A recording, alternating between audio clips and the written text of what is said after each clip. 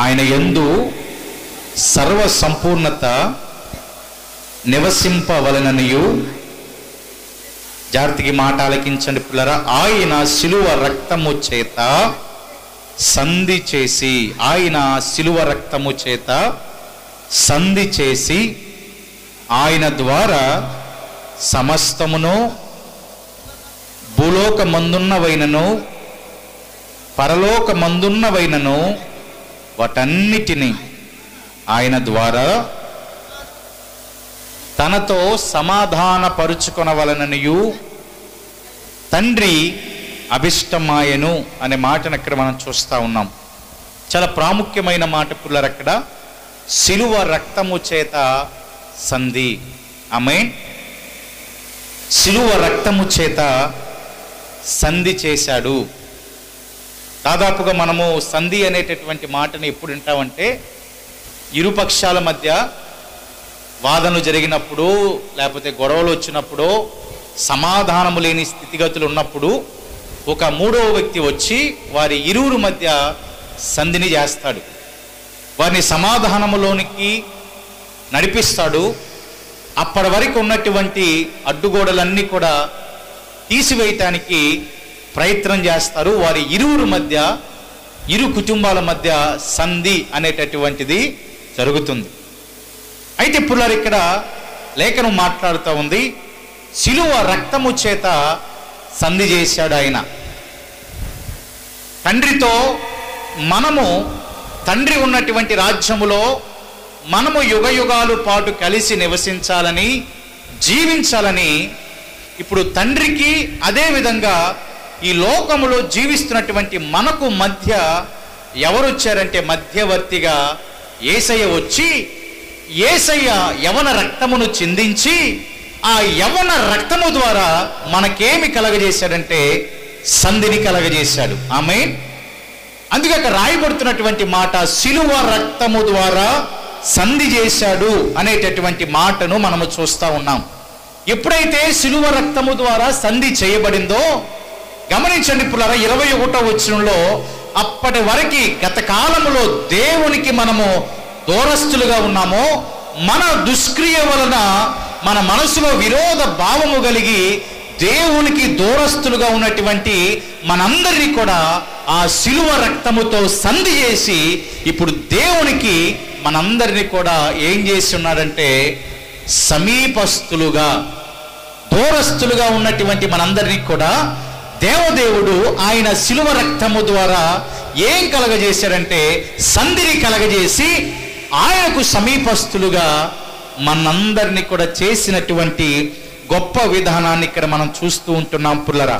కాబట్టి ఇప్పుడు మనము ఆయనకి ఒకవేళ గడిచిన కాలములో దూరస్తులుగా, మన మనసులో ఉన్నటువంటి విరోధ భావమును బట్టి ఒకవేళ దూరస్తులుగా ఉన్నా, ఆయన కార్చిన, ఆయన చిందించిన ఈ యవన రక్తము ద్వారా మనము సంధి చేయబడ్డాము.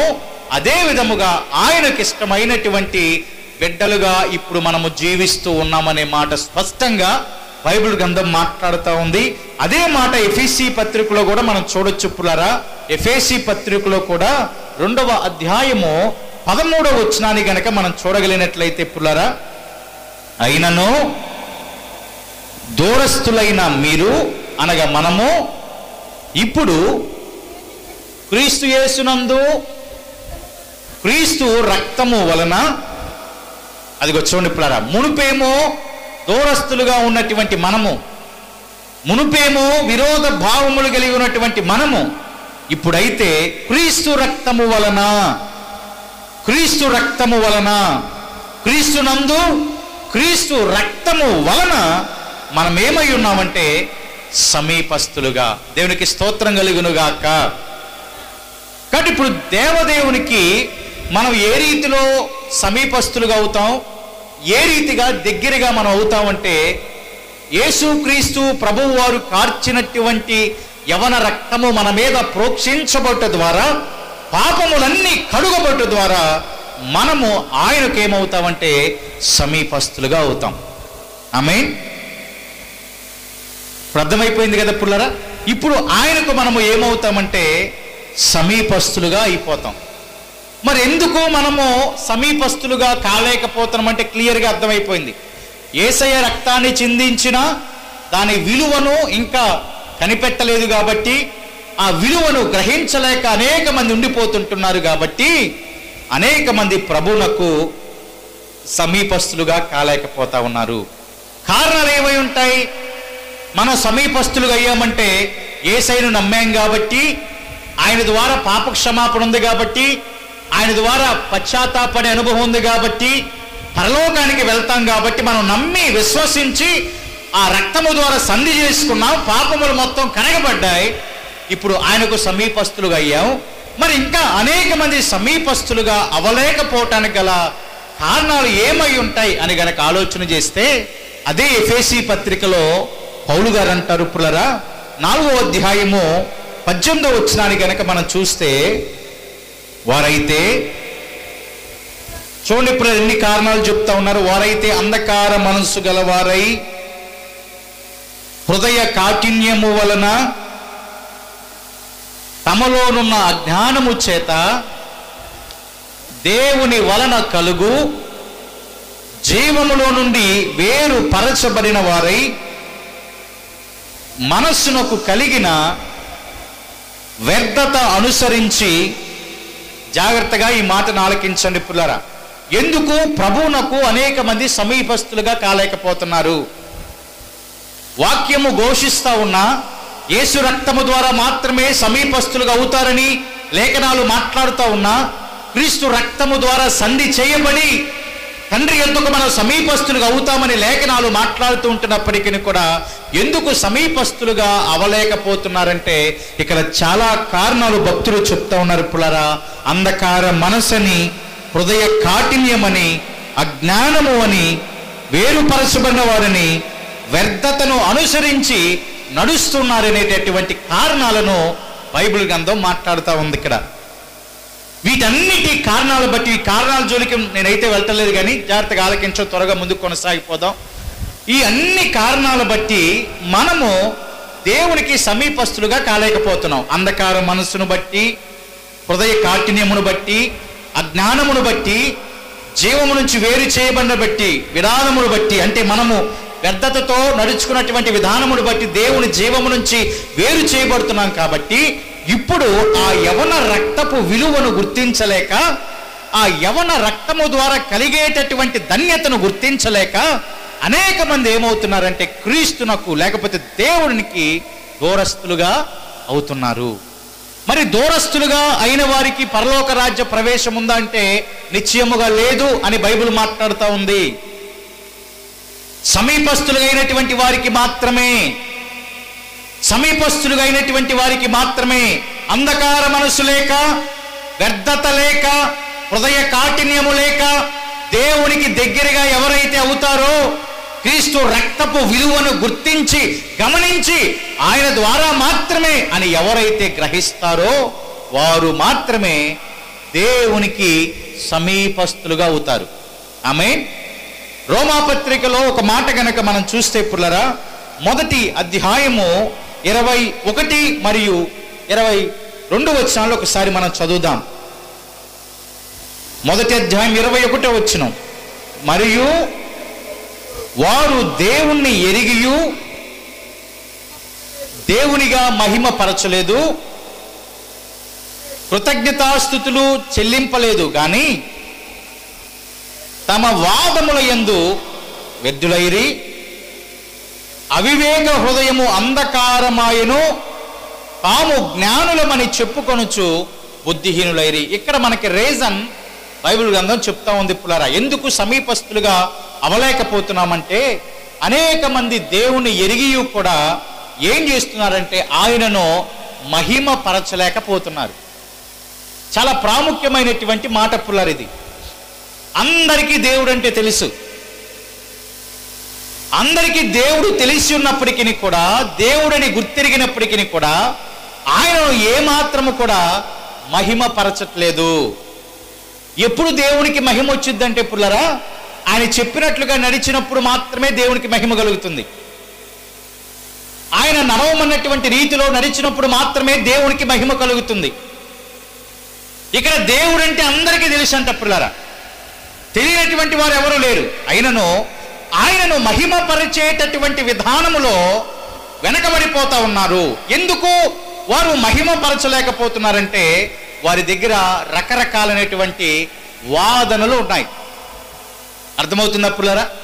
రకరకాలైనటువంటి వాదనల ద్వారా ఈ వాదనలో వారు ఏమనుకున్నారంటే మేము చేసే ఆర్గ్యుమెంటే, మేము చేసే మేము చెప్పే మాటే కరెక్ట్ అని అనుకొని వారు అందులో వ్యర్థమైపోయి నిజంగా దేవుణ్ణి ఏం చేయలేకపోతున్నారంటే మహిమపరచలేకపోతున్నారు. లేఖనాలు మాట్లాడుతూ ఉన్నాయి, యేసు నామమున బాప్తీసం పొంది పాప క్షమాపణ పొందుతాం, పశ్చాత్తాపడతాం, పరిశుద్ధాత్మ ప్రభావంతో నింపుతాం అని లేఖనాలు మాట్లాడుతూ ఉంటే ఇంకా అనేక మంది విపత్కరమైనటువంటి వాదనలు పెట్టుకుంటూ ఆ వాదనలో వారు ఏమైపోతా ఉన్నారంటే వ్యర్థులుగా అయిపోతా ఉన్నారు. వారికి దేవుడు అంటే తెలియదా? తెలుసు. లేఖనం ఏం మాట్లాడుతూ ఉంది?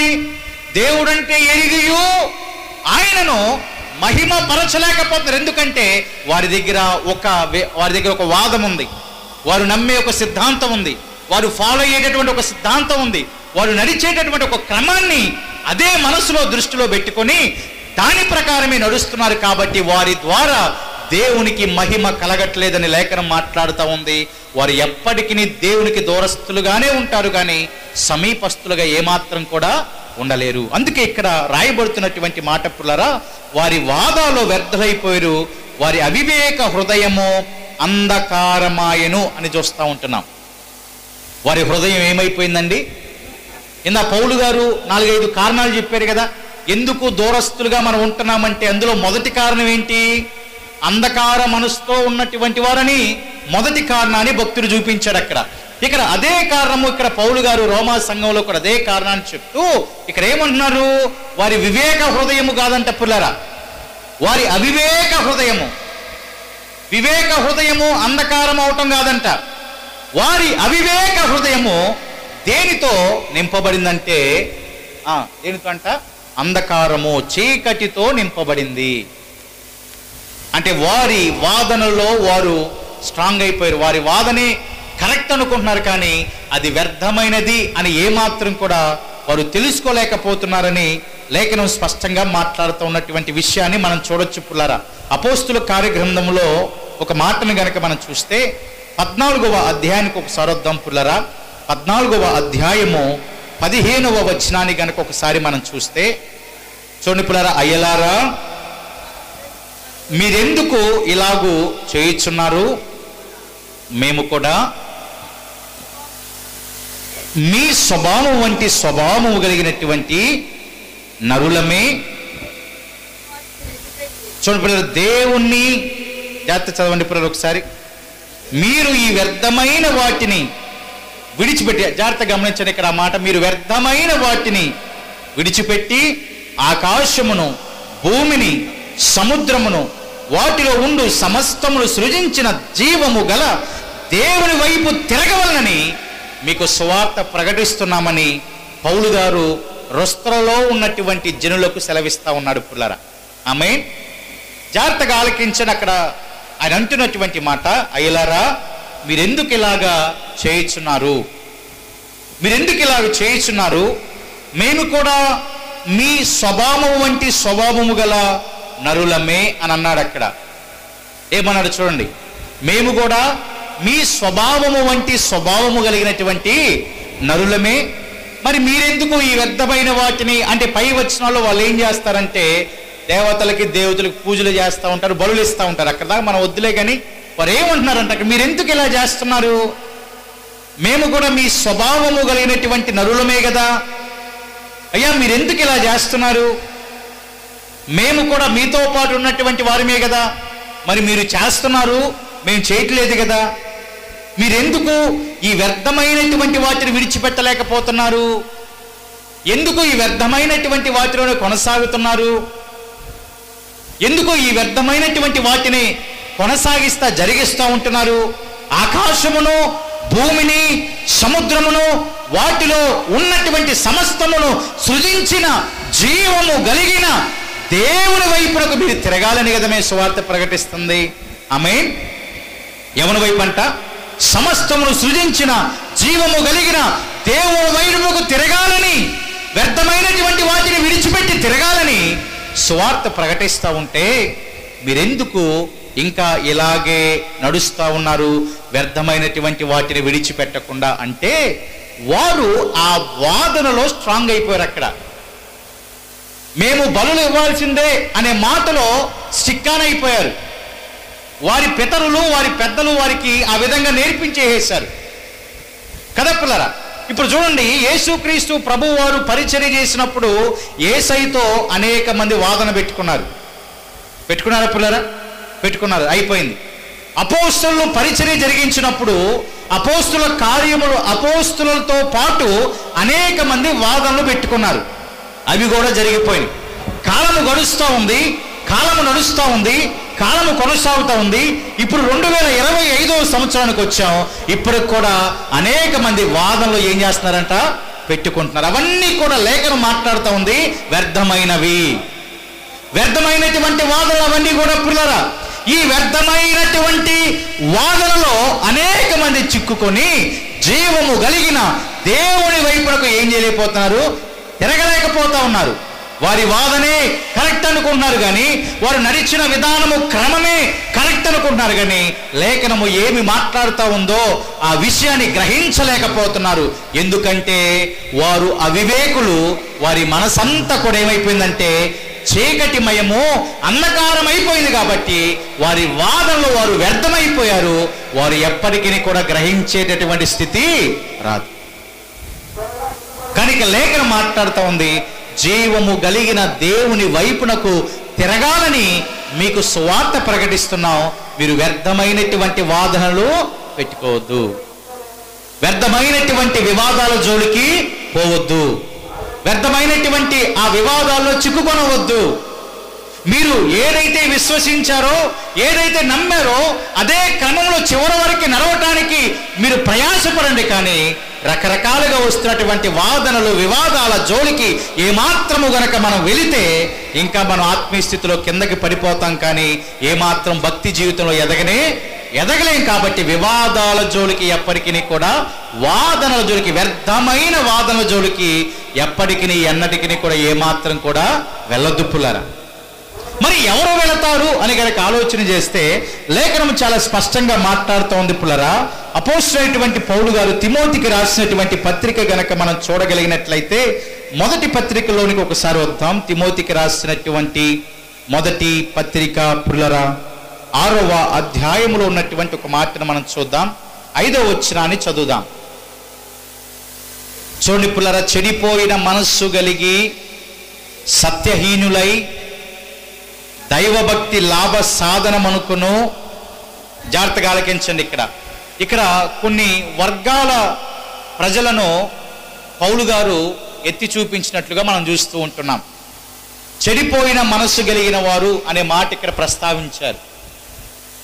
సత్యహీనులైన వారు అనే మాట ఇక్కడ ప్రస్తావించారు.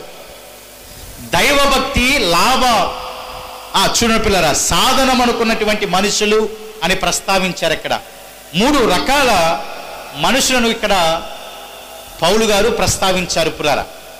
చూడండి, ఇక్కడ చెడిపోయిన మనస్సు, సత్యహీనులైన మనస్సు, దైవభక్తి లాభ సాధనం అనుకునే మనుషుల వలన వ్యర్థ వివాదములు. అది ఎవరి వలన అంట పుల్లారా? క్లియర్గా బైబిల్ మాట్లాడుతూ ఉంది. ఎవరు ఈ వ్యర్థ వివాదాలు తీసుకొచ్చేది? ఎవరు?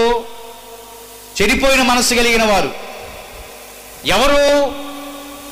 సత్యహీనులు. అంటే సత్యాన్ని వెంబడించకుండా అబద్ధము ప్రకారంగా నడిచేవారు. 3వది ఎవరంటే దైవభక్తి చేస్తే లాభం వస్తుంది అని అనుకునేటటువంటి వారు వ్యర్థమైన వివాదాలు తీసుకొస్తారు.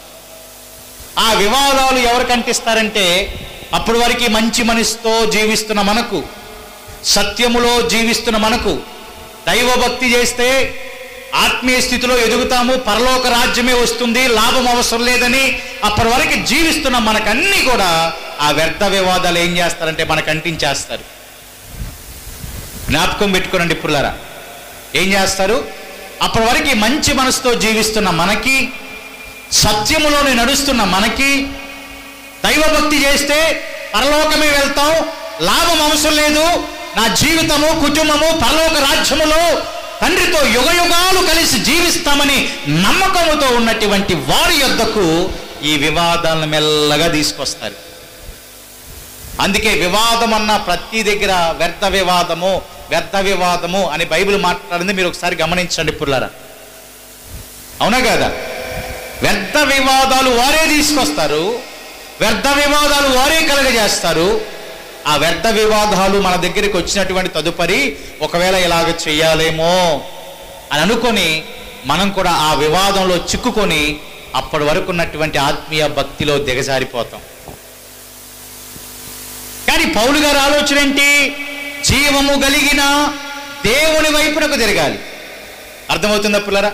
జీవము కలిగిన దేవుని వైపునకు తిరగాలని సువార్త ప్రకటిస్తూ ఉంటే చెడిపోయినటువంటి వారి ద్వారా, చెడు మనస్సు కలిగిన వారి ద్వారా, దైవభక్తి లాభమని నమ్మే వారి ద్వారా, ఇదిగో సత్యానికి చోటికుండా అబద్ధానికి చోటు ఇచ్చేటటువంటి వారు కలగజేసే సంఘములో సమాజములో కలగజేసే ఈ వ్యర్థ వివాదాలు భేదముల ద్వారా అప్పటి వరకు క్రమములో ఉన్నటువంటి వారు కూడా పడిపోతా ఉన్నారు. క్రమములో నడిచేవారు కూడా కిందకి పడిపోతా ఉన్నారు. కాబట్టి వారి జోలికి మనం పొరపాటును కూడా వెళ్ళకూడదండి. ఆమేన్. చూడండి, ఇప్పుడు వివాదం ఎవరు కలగజేస్తారు? జాగ్రత్త జ్ఞాపకం చేసుకోండి. ఎవరైనా మీ వద్దకు వచ్చి ఇది కరెక్ట్ కాదు అంటే వారు వివాదం కలగజేస్తే ఈ మూడిట్టు లక్షణాల్లో వారికి ఏదో ఒక లక్షణం ఉండిద్ది. లేకపోతే ఒకవేళ 3 ఉండొచ్చేమో, 1 ఉండిద్ది, 2 ఉండిద్ది, హై స్టాండర్డ్ అయితే 3 ఉండిద్ది. సాతాను మరి వాళ్ళ క్రమంలో సాతాను హై స్టాండర్డ్ కాబట్టి 3వ క్రమంలోనే ఉంటాడు. ఈ 3 కలిగి ఉంటాడు. ఏంటి? మొదటిది చెడు మనసు ఉండిద్ది, సత్యానికి చోటు ఉండదు, అబద్ధానికే చోటు ఉండిద్ది, దైవభక్తి లాభం అనుకుంటారు కానీ దైవభక్తి ద్వారా పరలోకమని ఏమాత్రం కూడా అనుకోరు. దైవభక్తి లాభమని అనేక మంది బైబిల్ గ్రంథంలో డబ్బు కోసం ఆశించి ఆలోచించి భంగపడిపోయినట్లుగా మన లేఖనాల ద్వారా చూస్తూ ఉంటున్నాం. కాబట్టి ఈ 3 రకాలైనటువంటి మనుషులతో నేటి దినాన మనం జాగ్రత్తగా ఉండాలి. కలిగి ఉన్నటువంటి మంచి మనస్సును కూడా చెడగొట్టేస్తారు పుల్లారా. వెళుతున్న క్రమాన్ని కూడా చెడగొట్టేస్తారు పుల్లారా. వెళుతున్నటువంటి విధానాన్ని కూడా చెడగొట్టేస్తూ ఉంటారు. అటువంటి వారితో జాగ్రత్త, అబద్ధీకులతో జాగ్రత్త, సత్యాన్ని అనుసరించకుండా ఉన్నటువంటి వారితో జాగ్రత్త, దైవభక్తిని లాభ సాధనము అనుకున్నటువంటి వారితో చాలా జాగ్రత్తగా ఉండాలని భక్తుడైనటువంటి పౌలు గారు తిమోతికి సెలవిస్తున్నటువంటి మాటను అక్కడ మనం చూస్తూ ఉంటున్నాం. కాబట్టి వారి వలన ఏం కలుగుతాయంటే వివాదాలు వస్తాయి. వారి వలన ఏమొస్తాయంటే వివాదాలు వస్తాయి. వారి వలన వివాదాలు వస్తాయి, వ్యర్థ వివాదాలు. వారు దేవుని ఎరిగి కూడా దేవుని మహిమపరచలేరు. వారి మనసు అప్పటికే అవివేకంగా ఉండిపోయింది, అంధకారంతో ఉండిపోయింది. కానీ ఈ ఉదయకాల సమయంలో గమనించవలసిన శ్రేష్టమైనటువంటి మాట ఏంటంటే, మనమైతే క్రీస్తు రక్తము ద్వారా సంధి చేయబడ్డాం. మధ్యవర్తిగా యేసయ్య ఉండి పుల్లరా తండ్రి, అదేవిధంగా ఇక్కడ ప్రపంచంలో జీవిస్తున్నటువంటి నరులకు మధ్యవర్తిగా యేసయ్య వచ్చి మనందరినీ కూడా తండ్రితో ఆ యవన రక్తాన్ని చిందించి రక్తము ద్వారా తండ్రితో మనల్ని ఏం చేశాడంటే సంధి చేసి సమాధానపరిచి మన ఆధ్యాత్మిక ఆత్మీయ స్థితిలో యేసయ్యే ముందుకు నడిపిస్తున్నాడు. కావున అది తప్ప మరొక వాదన ఏది మీ దగ్గరకు వచ్చినా, ఏ వ్యర్థమైన వివాదము మీ యొద్దకు వచ్చినా దాన్ని మనం ఏమాత్రం కూడా పట్టించుకోకుండా, ఎలాగైతే లుస్త్రలో ఉన్నవారు ఏం చేశారంటే వ్యర్థమైనటువంటి వాటిని పూజించి బలులిచ్చి అదే వివాదము అదే కరెక్ట్ అనేటటువంటి నడిచేటటువంటి వారి యొద్దకు పౌలు గారు వెళ్ళి జీవము కలిగిన దేవుని సువార్తను మేము ప్రకటిస్తున్నాం, మీరు ఆయన వైపు తిరగాలి, వ్యర్థమైన వివాదాల జోలికి వెళ్ళొద్దని ఎలాగైతే స్ట్రాంగ్గా చెప్పాడో, నేటి సార్వత్రిక క్రైస్తవ సంఘాల్లో సత్యాన్ని అనుసరించి పుల్లారా క్రమాన్ని అనుసరించి నడుస్తున్నటువంటి ఏ సంఘమైనా ఏ గ్రామమైనా అది ఎక్కడున్నా ఏమైనా ఆ బేస్ లైన్ మాత్రం మరవకుండా, వివాదాల జోలికి వెళ్లకుండా ఏ క్రమంలోనికి వచ్చి నడుస్తున్నామో అదే క్రమంలోనికి మనం నడిచేటటువంటి వారిగా, చెడ్డ ప్రవర్తన, చెడ్డ మనసు కలిగిన వారికి దూరంగా ఉంటూ, రెండోది అబద్ధీకులకు దూరంగా ఉంటూ, ఒకవేళ భక్తి ద్వారా లాభం వస్తుంది అని అనుకునేటటువంటి వారికి దూరంగా ఉంటూ మనము మన జీవితాలని కాపాడుకోవాలి. మన యొక్క వ్యక్తిగత జీవితాలను మనం ఏం చేయాలంటే కాపాడుకోవాలి. ఆమేన్. కాపాడుకునే ఎందుకయ్యా కాపాడుకోవాలంటే చివరి రోజు వరకు ఎవరు ఎలాగో అటాక్ చేస్తారో తెలియదండి. అంటే భౌతికంగా చోట్ల నేను పుల్లారా, భౌతికంగా కాదు కానీ ఆధ్యాత్మికంగా ఎవరు ఏదొచ్చి ఏది మనకి లేనిపోని అలుముతారో పులుముతారో మనకు తెలియదు. ఓహో ఇది కూడా చెయ్యాలేమో అనుకొని చేసేస్తూ ఉంటాం, మనం కూడా వ్యర్థముగా అయిపోతూ ఉంటాం. కాబట్టి చివరి వరకు జాగ్రత్తగా కాపాడుకోవాలి, అంతము వరకు జాగ్రత్తగా కాపాడుకోవాలి. భౌతికంగా ఆధ్యాత్మికంగా రెండు, శరీరానికి ఆత్మకు మలినము అంటకుండా మనము గనక జీవించగలిగినట్లయితే నిశ్చయముగా ఖచ్చితముగా మనము దేవునికి ఎప్పటికీ ఎన్నటికీ సమీపస్తులుగానే ఉంటాం. ఎప్పటికీ ఎన్నటికీ సమీపస్తులుగానే ఉంటాం. ఒకవేళ సమీపస్తులుగా లేము అని మనకు అర్థమైతే మన వివాదాల్లో చిక్కుకున్నామని, వ్యర్థమైన వివాదాలు ఉన్నాయని, అంధకార మనసున్నదని, వ్యర్థత మనలో ఉన్నదని గమనించి గ్రహించి వాటిని సరిచేసుకొని మనము నడవగలిగినట్లయితే, జీవించగలిగినట్లయితే నిత్యముగా ఖచ్చితంగా ఒకవేళ గతకాలంలో దూరస్తులుగా ఉన్నటువంటి మనము ఇప్పుడు ఆ రక్తము ద్వారా సంధి చేయబడి సమీపస్తులుగా అయ్యాం. ఇప్పుడు దేవుడు మనకు తోడుగా ఉన్నాడు. ఆమేన్.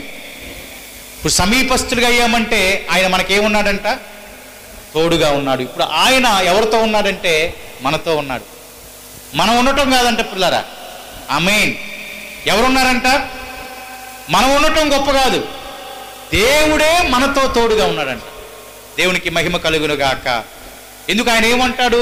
ప్రతిసారి నేను నీకు తోడై ఉంటాను, నేను నీకు తోడై ఉంటాను, నేను నీకు తోడై ఉంటాను అని ప్రతి సందర్భంలో ఆయన నిశ్చయముగా క్లియర్గా చెప్తా ఉన్నాడు. మనం ఆయన పక్కకు రాకపోయినా ఆయన మనకి తోడుగా ఉన్నాడు. ఆయన మనకి తోడుగా మన పక్కనే ఉండి మనకి సమీపముగా నుండి నడిపిస్తున్న దేవునికి ఇంకా మన ద్వారా మహిమ కలుగునట్లుగా మన జీవితాల్లో ఏ లోపాలున్నా, ఏ వ్యర్థతున్నా, ఏ చీకటి ఉన్నా, ఏ అబద్ధమున్నా, ఏ చెడిపోయిన మనసు ప్రవర్తన ఉన్నా వాటిని సరి చేసుకొని ఇంకా ప్రభునకు మనము దగ్గరగా అవునట్లుగా మన ఆధ్యాత్మిక స్థితిలో కొనసాగిపోతాం. దేవుడి మాటలను దీవించునుగాక. ఆమేన్. అందరం మోకరిద్దాం పురులారా, ప్రార్థన చేద్దాం. ప్రార్థనాపూర్వకంగా ముందుకు మనం కొనసాగుదాం. వ్యర్థమైనటువంటి వాటిని అనుసరించకుండా, వివాదాల జోలికి వెళ్లకుండా, వివాదాలను అనుసరించి నడవకుండా, వివాదాల జోలికి పోకుండా, చెడు ప్రవర్తన కలిగిన వారికి, అబద్ధీకులకు, దైవ భక్తి లాభ సాధనము అనుకున్న బిడ్డలకు మనం దూరంగా అవ్వి మన భక్తిని కాపాడుకుంటూ ముందుకు నడిచినట్లుగా కొనసాగిపోదాం. అటు ధన్యత, ధైర్యము ప్రభు మనకు కనిపించినట్లుగా ప్రార్థన చేద్దాం. ప్రార్థనాపూర్వకంగా ముందుకు కొనసాగుదాం. ఆయన శరీరమును యవన రక్తమును మనం స్వీకరిద్దాం పురులారా. ప్రార్థనాపూర్వకంగా కార్యంలో పాలు పంపులు పొందుదాం. అయోగ్యముగా ఎవరు ఉండకూడదని లేఖనాలు మాట్లాడుతూ ఉన్నాయి. యోగ్యత కలిగి ప్రభు శరీరమును యవన రక్తమును మనం స్వీకరించి మన తండ్రి అయిన దేవుని ప్రేమ, కుమారుడు యేసుక్రీస్తు యొక్క కృప, పరిశుద్ధాత్మ దేవుని యొక్క అన్యోన్య సన్నిధి, సహాయము, సహవాసము ఇప్పుడు ఎల్లప్పుడు సదాకాలము సకల పరిశుద్ధులకు, ప్రపంచ జనాభాకు, పేర్లపాడు గ్రామమునకు, సదులో కూర్చొని మా అందరికీ నూతన యెరూషలేము సంఘ బిడ్డలకు మీ కృప సదాకాలము తోడై నడిపించి ఆశీర్వదించునుగాక. ఆమేన్.